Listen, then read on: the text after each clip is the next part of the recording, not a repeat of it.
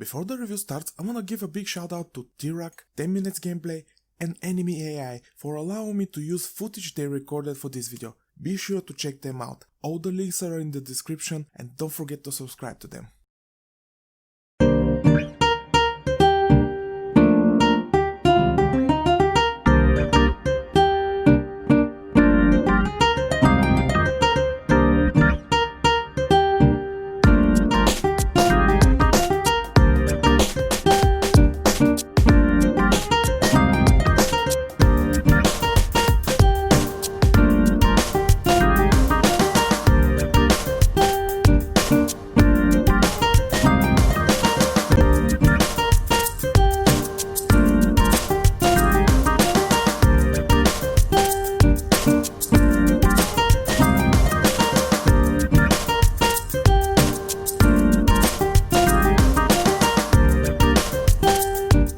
In 2004, I got my first ever PC, Intel Pentium 2.4 GHz Celeron D CPU, Nvidia GeForce FX 5200 and 512 MB RAM. I don't remember the motherboard.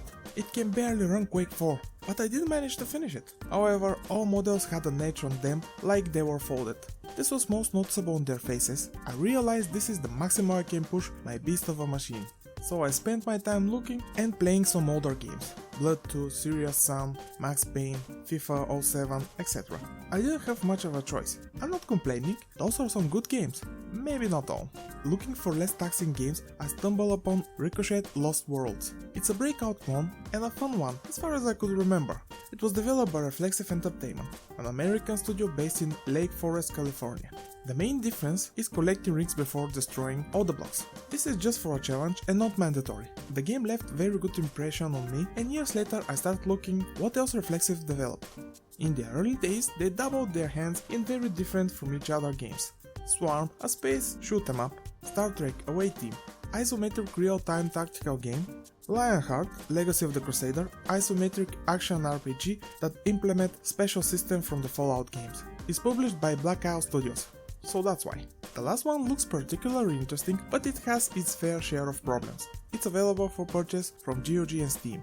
By the looks of it, Reflexive got some success with more casual games like Wick and the Fable Souls, for which they won several IGF awards. And by some researching in old forums, I saw that the last Ricochet game, Infinity, had a level editor and people were making a lot of levels and sharing them. It was quite loved by the community. After their foray into a more complex game in their beginning, Reflexive Entertainment doubled down and stuck developing casual games until they closed doors in 2010. There is one exception, re-releasing Swarm in 2008.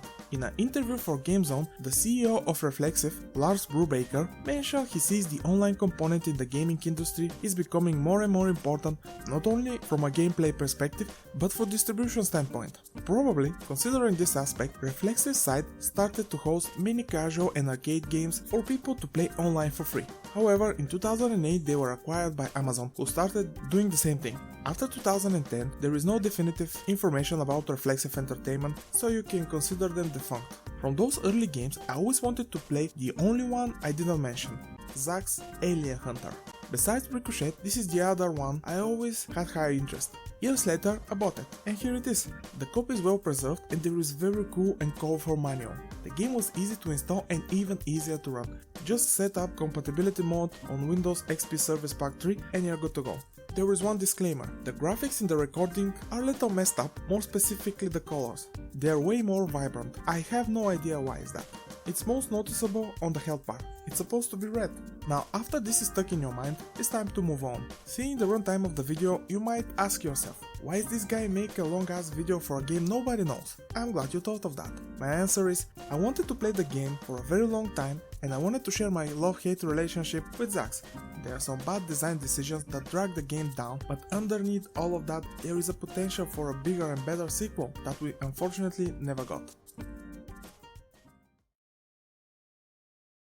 If you go just with what the game shows you, the plot is simple. Your ship gets shot down from space and you crash land on an alien planet. Now you need to gather some resources to escape the planet. This is the gist of it. There is a bit more, but I'll talk about it in a minute. However, if you take your time and check the manual, you read the background of Zack's world. It shows why the protagonist is an ass in the beginning, what he is doing on the planet, and why the ship's AI is depicted with this sexy picture. In general, it explains enough for you to make sense of the universe that the game takes place, how it works, and does the world building.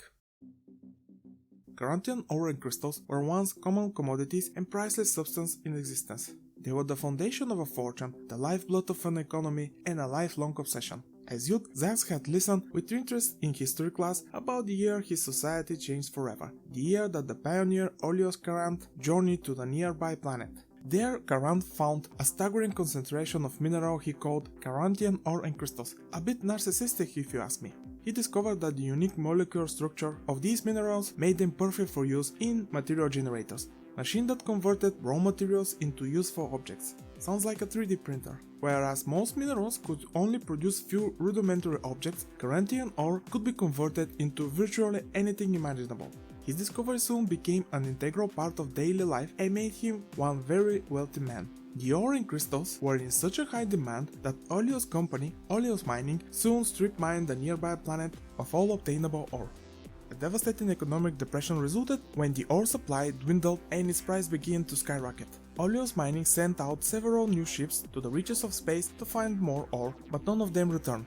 As the society slowly returned to using other materials in their material generators and toward more traditional economy, Carantian ore became exorbitantly valuable and a symbol of the good old days. It became so rare that it was virtually priceless. Zax grew up in the tale of this 40 years depression, dreaming about being the next Olios Carant. His lifelong ambition was to explore the universe and see his fortune exactly the way Carant had.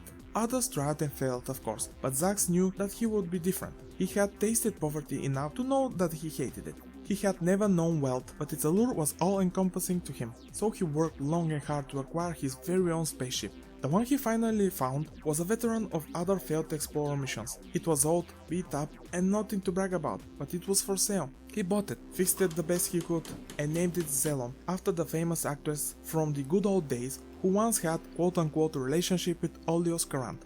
Zelon's best feature was its commonplace but very sophisticated onboard artificial intelligence. The AI was capable of thinking, performing research, and had rudimentary personality. Zax reprogrammed its speaking voice to be that of the real-life Zelon, or Babe as Carant had called his mistress. Finally, when the onboard materials generator was repaired, Zax set off to make his dream a reality. He knew there was more Carantian ore out there somewhere and he would find it. 10 long years later, he was about to set down on what he thought was uncharted and unclaimed planet in deep space. Zelon scans of the planet returned nearly unbelievable levels of ore. He thought he found what he had set out for. In the meantime, on the planet, a tribe of Korbos, humanoid creatures, are living enslaved by the metal demon named for many years. They are used to mine all the minerals from the planet. After he is shot down, Zax just wants to repair his ship and get out of the planet, but he is unwillingly dragged in the Korbos rebellion. Throughout the whole game, almost nothing happens in terms of the story. You are constantly sent to rescue a captured Korbo or something in this vein. Next, I'm going to spoil what actually happens in the game. You can see the twist from a mile away, but if you consider buying a physical copy, skip to the time on the screen. All gone? Good. As I said, you are constantly sent to free some Korbos, mostly from the same person, Valet. All of them remind me of the Mudokians from Oddworld. Korbos are helpless, can't fight, and with greyish skin. I won't be surprised if Reflexive were inspired by the Mudokians. Throughout the whole journey, Zax is taunted by one of Om's servants, Azapan. He somehow is able to possess regular enemies, which are all robots, and using them against the protagonist. Eventually Zax frees all tribal leaders and they gather to perform a magical ritual to see how many Korbos are left alive to help you with the fight against Om. However, one of the leaders casually mentioned that this will reveal if there is a traitor. Zax senses something is wrong and sends away one of the leaders. Just when all Korbos are at one place, preparing to do the ritual, Om forces find them and slaughter them, but Valet is missing. After the massacre, Zax is quite pissed. By that time, he really started caring about the Korbos. He witnessed some cruelty of Om's forces. There were some places that looked like Vlad the Impaler went through the peaceful villagers. Zax finally is facing Om. He is a giant spider robot. After the not so difficult boss battle, Om is finally defeated. However, through the nearby teleport, the only surviving leader, Mendaza, arrives and Zax brings him the good news, but the excitement didn't last long. Through the same teleport, Valet shows up and electrocutes in the back Mendaza. Here I sat for 7 minutes of exposition dump. It's not that interesting. I'll give it a short version. Valet is power hungry. When Om arrived, the Korbos couldn't do anything to resist their enslavement. Even the shamans didn't know any spell that could help. However, Valet found out one that could possess and control all robots. He was Azapan. Well then, let me add to the depth of your misperception. Perhaps you'll recognize me when I use this voice. Valeth? Wait, you're Azapan? Then he goes to Om, shows him what he is capable of, and now Om have to do Valet's bidding. Then the Korbo convinces the others that Om is a god, so they should obey him. But Om's defenses shoot Zax's ship and this endangered Valet's plan to rule all Korbos. So he was sending Zax in harm's way just to try to kill him. Now it's time for the real final boss. After defeating Valet, Zax heals Mendaza, who wasn't dead. Then they teleport to the village. Mendaza allows you to get this giant crystal, undoing a victory lap, get to the ship and fly away rich.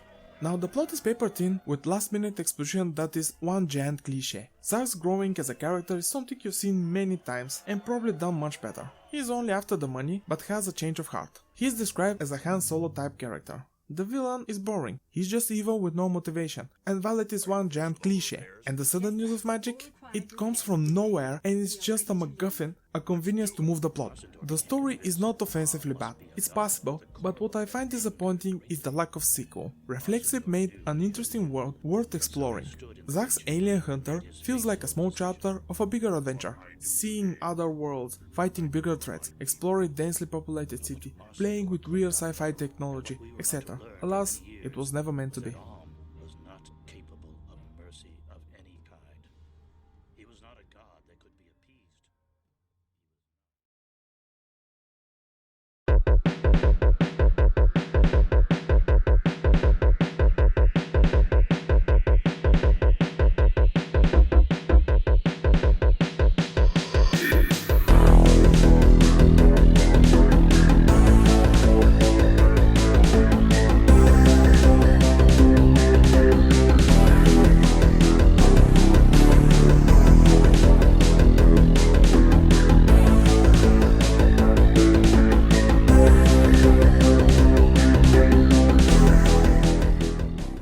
If the story is forgettable, what about the gameplay, you may ask? Well, I'm glad you did.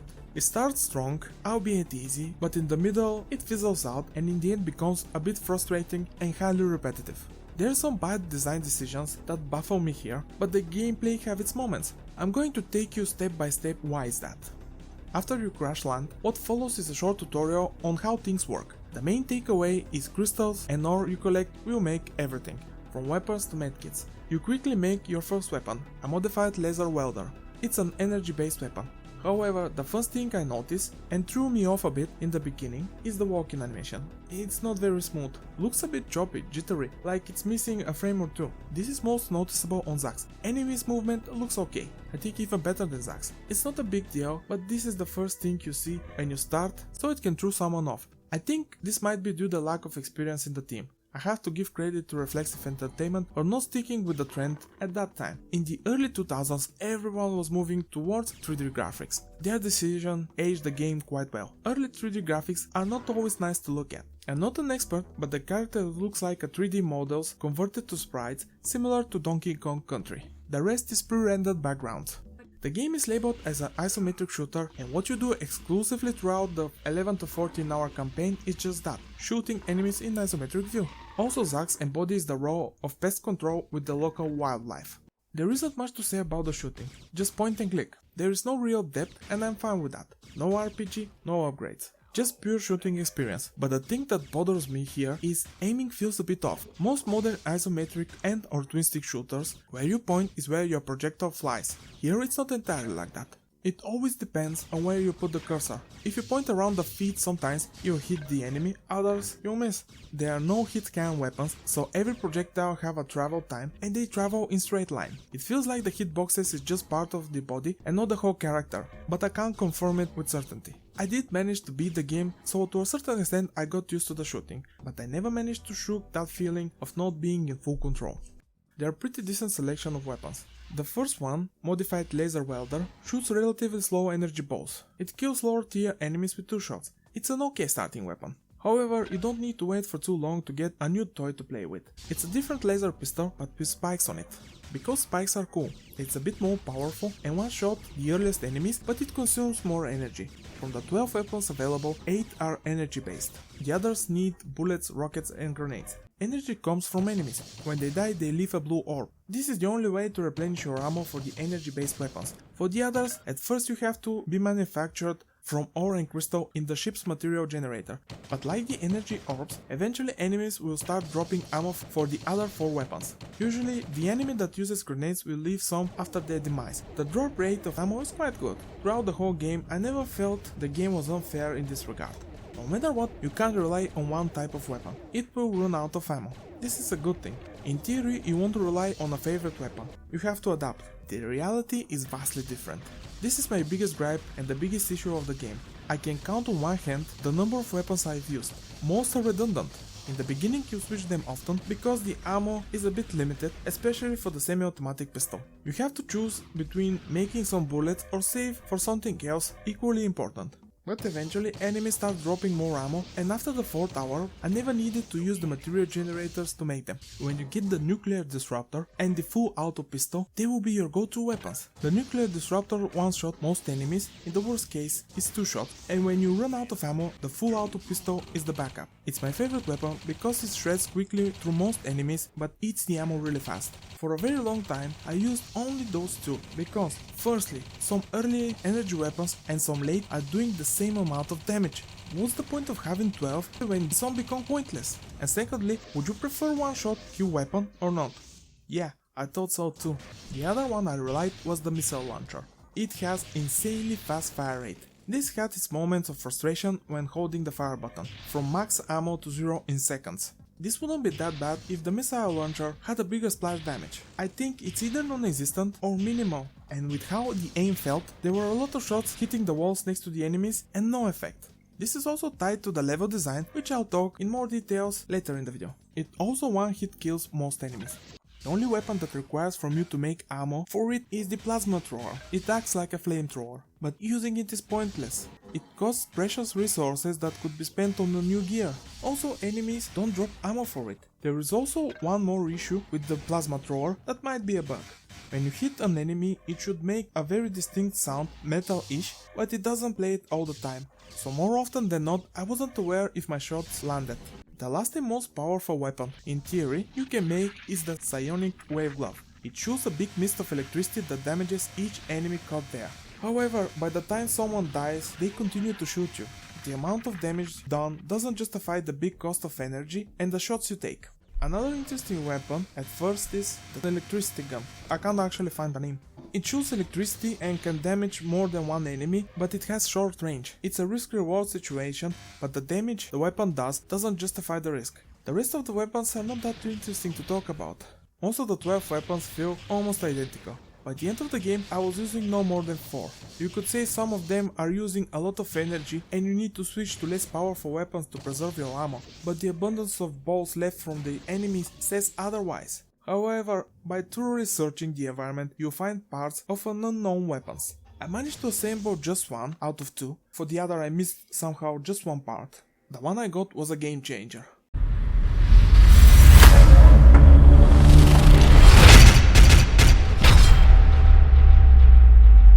Oh boy, it's overpowered as shit and it's also the reason why I managed to beat the game. This weapon depletes the energy meter fast, but it has a wider splash damage than the missile launcher and just annihilates the enemies. It doesn't care about their size or the weapon they are using. While writing this, I realized something. The biggest mistake Reflexive did was making most of the weapons using one type of ammo. Most shooters have more than 3 and you could balance enemy encounter properly and make the weapons feel unique and good. That said, there is still some fun in the shooting. Getting that pistol and blast through enemies was fun. I just wish there were more moments like that. Beside the weapons there are other gear you can buy. Not something groundbreaking, just what you expect. Shield, power generator for supplying weapons with more energy, proximity mines, turret, drone and medkit. I find the proximity mines useless. For them to work, an enemy should walk over it, but this means for him to be closer to you. Since your movement speed is faster, you try to avoid their projectiles and move away from them. If you are far enough, they continue on their merry way like nothing happened, so you can't draw them over the mine. The AI is very basic. If you shoot from far away, you can destroy one robot and his buddy next to him won't react, but this is when you shoot from far away and you are not in their line of sight. They also have eyes on their back. You can't sneak behind them, it's impossible. The turret might be useful if I didn't place it by accident and forgot to pick it up, didn't use it that much. What I found way more interesting is the drone. I never had more than 2 because they are expensive, but they can cover your back and help you when more enemies are present on the screen. However, in the chaos they can be easily destroyed, so careful consideration when to deploy them is required. There was one instance which 2 drones helped me immensely.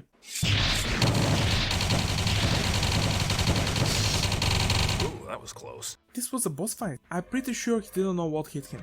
Healing is done in 4 ways: medkits you make, packs with unknown content found in the environment, fruits, and from the ship health station. There are these big purple crystals to which if you stand still for a couple of seconds, teleport you to the ship. This is an excellent way to replenish your supplies. Also, I used it mostly for restoring my health. They are not too common to be abused, but not too sparse to feel pointless. Credit where credit's due, the game is designed to feed you new gear on equal intervals approximately. This is all good, but I wish the weapons were more interesting. At its core, Zax is linear isometric shooter. You essentially move through corridors. There are some branching paths to be explored for some goodies, mostly orange crystals. As I said earlier in the video, the pre-rendered graphics still hold up and they are nice to look at. Forest, caves, underground facilities, a spaceship, etc. They are all beautiful. The inside section have a pretty decent amount of details on the walls and floor, a lot more than the outside. If you notice by now, there is a certain pattern to this game. For every good thing, there is something equally bad in every section. The forest in the beginning has a lot of repeating textures, but it's not a big issue. Doubt Reflexive had a big budget. What is a big issue is the constant repeating environments. The game has a decent sized world connected with loading screens and you can go almost everywhere at any time. Quite impressive for a game at that time. But for the first 3 to 4 hours, you'll be shooting the same robots in the same looking jungle, in the same looking caves. Yeah, you get the point. There isn't enough variety. After that you discover some underground pyramids with reddish bricks. This area was nice change of scenery and like that until hour 8 to see new environment. Honestly, I was starting to get bored, and not only for the lack of visual variety, but also for the lack of proper balancing. For the most part the game is easy. I play it on medium difficulty. However, at certain places, difficulty spikes and then doubles down. It's like that until the infamous hour 8 I talked about. This is when Zax started to be challenging. I had to be more careful with enemies, newer environments, and I got excited. A spark of enjoyment lightened me, but when you step back, if you didn't realize it by now, almost every level is just a narrow corridor. The difference is the textures. To my disappointment, this is also where the challenge turned into frustration. Here you start the level without any weapons and you have to sneak past guards. Okay, a stealth section, I'm fine with that, some diversity. The game advises you to observe enemy patterns, but that's impossible. As soon as you walk out of the cave, the robots start shooting you. This section took me 20 minutes of crossing my fingers and hope for the best. You have to dodge barrage of rockets, lasers, grenades, bullets with no shield just for a chance to get your stuff back. I checked on YouTube to see if I'm doing something wrong, but the only video at that section did the same as me. This is not the only place like that. Here you press a button, you get surrounded immediately in a cutscene from these big robots that can kill you in 2-3 hits, and you don't even have a chance to evade their attacks after the cutscene. There are more, but the biggest bullshit the game throws at you is at the final level, Om's ship. As I said, the levels are mostly narrow corridors. This is especially true here. Most of the time, the challenge comes from these teleporting paths that spawn robots constantly. There are 2 types. Purple, that can be disabled by destroying the controller, and red, that can't be disabled. Now, imagine narrow corridors, purple paths, and some red in the mix that are put on choke points. Enemies that shoot rockets, grenades, lasers, all can kill you in 2 shots. Almost forgot. Walking on the paths does damage to you. Now, take that as you will. The reason why I almost stopped using by the end the missile launcher is because of the fast firing rate and the narrow walls. It's a recipe for suicide, multiple times. The last couple of hours made me resort to save scumming, and I am not ashamed to admit it.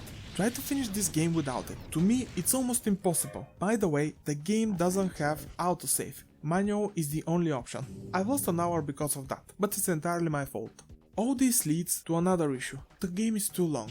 Most of the problems could be sorted out with trimming down parts of the game and some weapons. Almost every task from the NPC is the same. Save Mudokens, or collect 5 stones, or 3 artifacts, or 10 bear asses, etc. Over and over again.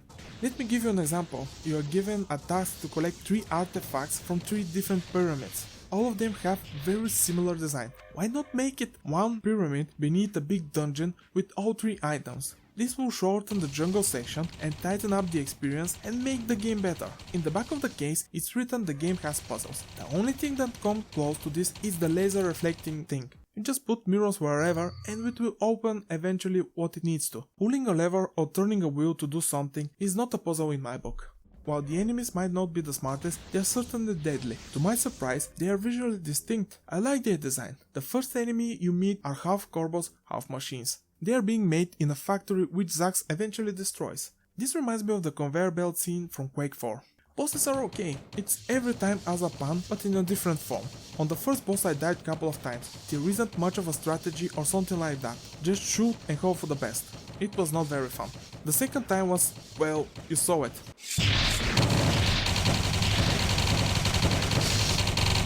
That was close. Is not very exciting for a final boss. Just shoot him, move back, it does the same, replenish your ammo from the teleporting enemies and that's it. It's okay, but not for a final boss. Sound is fine. The voice actors for Zax and Zilon, the ship's AI, are excellent. What was that, babe? We are under attack. Origin, planetary surface. Ugh! I knew those ore scans were too good to be true. The rest are average at best. Whoever did the voice of Azapan overreacted, but I love it. So over the top and cheesy. I see you persist in your futility. You have been warned. Is losing patience, but will still accept your pledge of loyalty. Submit or die, Zax. There are a handful of lines that are supposed to be robotic, but their quality is very low, or at least that's how it sounds. Either the mic was bad or something went wrong. It's so weird and out of place. Nothing else sounds that bad. All the weapons sounds fine, nothing out of the ordinary, but the 3-spread gun, you can barely hear it. It's a pea shooter. This is also one of the weapons that in theory should be great for crowd control. It's not. The spread is just not wide enough.